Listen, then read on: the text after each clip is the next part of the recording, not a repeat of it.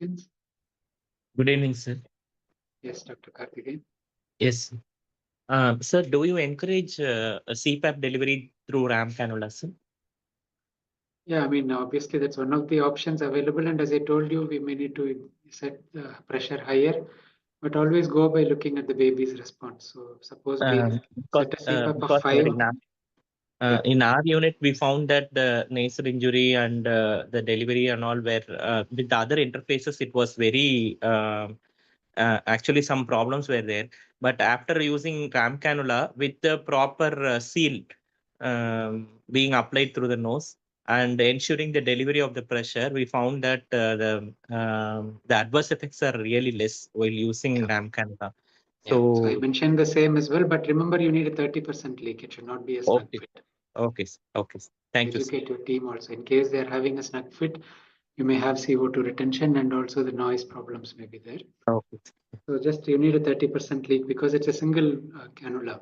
So the baby has to breathe out as well. If it's tight, there is no way the baby can breathe out. It's a risk of problems from that. Thank you, Sir, sir. Yes, sir, Dr. we Madhu. don't, sir, we do not have HF and high flow nasal cannula in our unit. So Mhm. we can go directly for CPAP or we should go for the RAM cannula.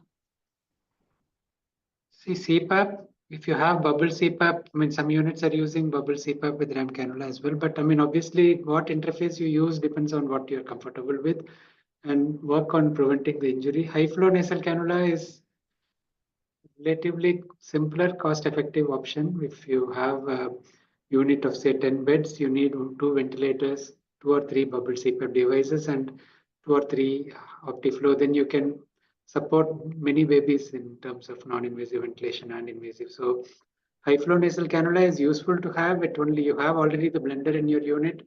You just need to spend on the circuit, and it's very easy to connect it. So discuss with the Fisher and Paykel team to bring for a demo, and you can easily because you have a blender, you have the humidifier, then you are ready to use high flow. You just need the circuit. Okay, or sometimes, sir, in the government hospital, they do not have this क्या बोलते हैं मतलब CPAP properly. So they use some manual CPAP by using a 50 cc syringe and using NS in that and Yeah, dipping the cannula in that. So is that okay? see, I mean, that's not ideal, and I told you already about not using not blended gas. So if you have limitations, the government setup actually the SNCUs are coming up with a lot of budget now. Almost all the governments are supporting the special, I mean, SNCU units. Speak to your management, raise it up and escalate it and try to get the facility rather than compromising because the government, the bureaucracy is improving these days. So there is more support for neonatal care in India as well. So don't give up on that. Try to work on it. Indigenous CPAP is used in the really resource limited settings, but in India, I think if you are in the government sector, you can uh, build a business case. You need to contact the right people. So speak to your head of department and the administration and try to work around it. You don't need to use such devices. I mean, you do have cost effective, like Dr. Murki has devised a CPAP non-invasive device, and there are a few others which have a low-cost blender built in, the Venturi-based one. So you can use those as well. So discuss and try to change the approach. I mean, indigenous CPAP can be used if you're desperate, but are we really right in saying the government isn't providing when actually there are budgets for that? So we need to try first. Okay. Sir, how long do we, good evening, sir. Sir, actually, how long do we wait, sir, before the grunting settles down? Sir, actually, I work in a very periphery hospital. There, the staff is very, very undertrained. So, the delivery room is in one place and the NICU is on the first or the second floor.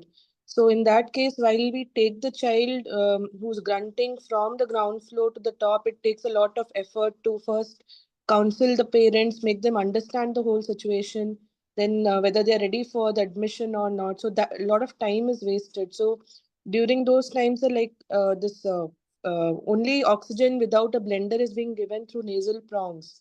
Lot of times the grunting does settle within an hour or so, but we waste time around an hour waiting for the grunting to stop. Sometimes we use maneuvers like keeping the baby in the prone position.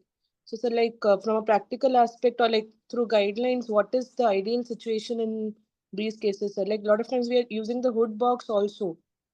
I mean, I did did. you attend the initial part of my talk? Yes, sir. So can you recap what we discussed? Yes, So sir. the Okay. focus is on not losing the FRC. So if the baby is grunting and is working, you need to start pressure early.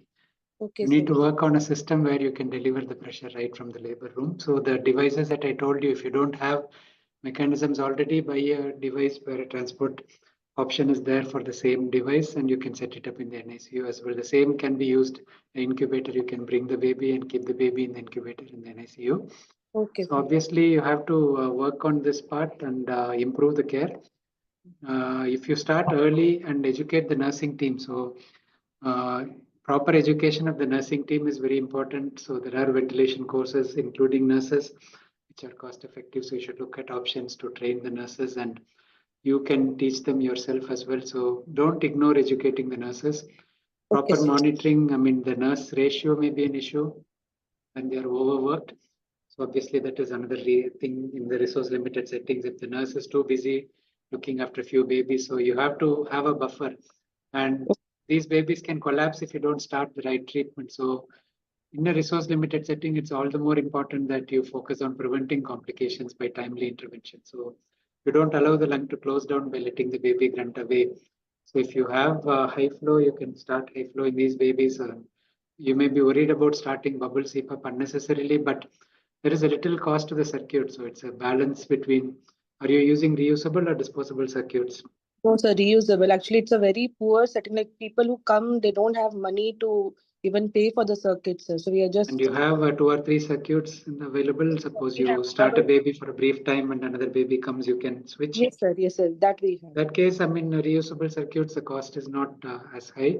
So you Yes. should be able to start the baby and wean off quickly if the baby is improving, because there is a baby with delayed adaptation who may improve within a few hours. In my unit, for example, if you see 20 babies, 10 of them will need admission, but 10 of them may wean off by 6 to 8 hours, Yes, and we sir. send them. So starting early allows them to improve faster. You will avoid the separation and necessary admissions and workup as well. Okay, sir. Okay. Thank you, sir.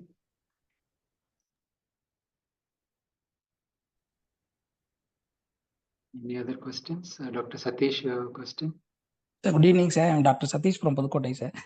Sir, in our unit, we are delivering oxygen through the hood, sir, for mild The TP and head NMS. box is out. I mean, head box doesn't give any pressure. It gives only a favor. I've repeated 2 or 3 times in this lecture that you need pressure in the baby who is having distress in the beginning, not oxygen. The hood box is out. It's not useful. And even for pneumothorax management, previously we used to say nitrogen washout, but remember that oxygen is toxic and there is no evidence that giving more oxygen is going to help in earlier resolution of a spontaneous pneumothorax, which would resolve anyway without treatment. So don't use hood in your unit and try to go for high flow nasal cannula as far as possible. And without using humidity, using just oxygen or gas is not good, because these babies are already thermal stressed, and heated humidified gas is important. And using a blender to not to give 100% oxygen. You know, the ROP pandemic in India, even bigger babies are getting ROP. So it's very important that we look at that. Okay, sir. Okay, thank you, sir. Try to, I mean, all of you have to take the initiative and work around how we can improve this available option. So remember that these are investments. So today I shared one lecture with a colleague practicing in Uttar Pradesh in a limited resource limited area, and the point he said, there is no compromise on equipment. You can go for the cheaper equipment, but don't compromise on not having the equipment, not having a blender. You may not have the ideal blender. As I said, the Venturi is not the ideal blender because you titrate in steps of 5 to 10%, but you still have a blender. You're not going to give 100% oxygen or 21%. So that's not a satisfactory arrangement. Right from the labor room, you have to give blended gas. And if you're using respiratory support, use pressure early and use heated humidified gas as well. So try to work on that. Of course, most of us don't have the ability to humidify in the labor room. You can bring the baby in the incubator quickly to the NICU and start the humidified gas. Good evening, sir. Yeah. Uh, Sir, I have a question that like we have two preterm babies who have been admitted in our SNCU since I'm working in a government medical college. So they have been with us for around 15-20 days now. And those babies are now completely on feed and vitally stable. But we are unable to wean them off from CPAP. They What is the require underlying diagnosis? RDS initially or? RDS initially. RDS initially both received a surfactant also. But No now significant PDA. no, nothing. What was the But now gestation and current weight? if one was 30 weeker and one was 28 weeker, and now both have crossed 31 weeks. One is 31 weeks, 4 days. One has reached 32 weeks. This is a group of But- babies that I use the nebulized budesonide because it's like evolving BPD. Once you know the babies are stable, there is no infection. The fluid restriction to a reasonable level, if their weight gain is good, you can keep them on 130, 140 ml per kilo, keeping the fortifier and things in place. But in terms of diuretics, I don't use diuretics in this group of babies. It's evolving BPD basically. And nebulized budesonide starting around this time helps to wean off by next 3 to 7 days. So keep these babies on 2 hourly feeds and don't offer suck feeds till they're off the oxygen because there is a chance of aspirating. So there is not much to gain. Once these babies come off oxygen, they learn to suck fairly quickly and they will go home. But while they are on you can put them to breast for non-nutritive sucking, but don't give the feed directly after the mother has expressed the milk you give, and the feeding is given by tube feeds every 2 hours. I'll share one of my videos on the nebulized budesonide in this group. So you can consider them. Yes, sir. Sir, should we wean them to nasal prongs or we should continue CPAP only? High flow should work if the recession is not much and they don't need oxygen. So you need pressure, and I told you in the last slides on intermittent hypoxemia prevention, similar approach that you keep the pressure.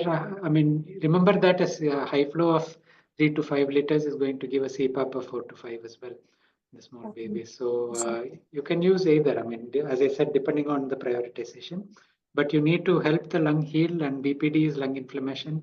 So giving the nebulized steroid hasn't been shown to have significant side effects. And if you pick the correct group of babies, those who are not weaning off at the time when you expect them, you start using it. But don't use harmful medicines like diuretics for those because there is no evidence to show it helps. Yes, sir. Oh, thank you. Okay. Thank you, sir. So if no other questions, I think we'll close the meeting. Thank you Hello, everyone sir. for joining. Yeah, that's the last Hello. question, Dr. Rupesh. Yeah, go ahead. Yes, how to monitor babies who are on NIV or CPAP? When to escalate treatment? So you have to monitor the oxygen requirement and the work of breathing. The blood gas doesn't help you too much on non-invasive. You do need to do a blood gas in the initial period to document, but you don't need a blood gas to guide your treatment. So the chest wall indrawing is a main feature. If the distress improves, you wean the pressure. And if the distress is increasing, you increase the pressure. The FiO2 is a guide. You want to keep the FiO2 around 30% or less. And the escalation part, obviously, if the baby goes apneic and the effort of breathing is not good, most of the apnea happens from your losing the FRC by not escalating in time. So that's why involving the nurses and educating them is important in picking up in a timely fashion. As soon as they start seeing the worsening recession, they can increase the pressure and inform you rather than waiting for you to review or going by time basis. No need for blood gases to make that decision. And if the oxygen requirement starts rising or the apnea starts, increase FRC quickly, increase the pressure quickly. So once you lose FRC, these babies may go for a cycle of recurrent desaturation, and that's when you may need intubation. So timely surfactant, careful clinical monitoring is what is needed.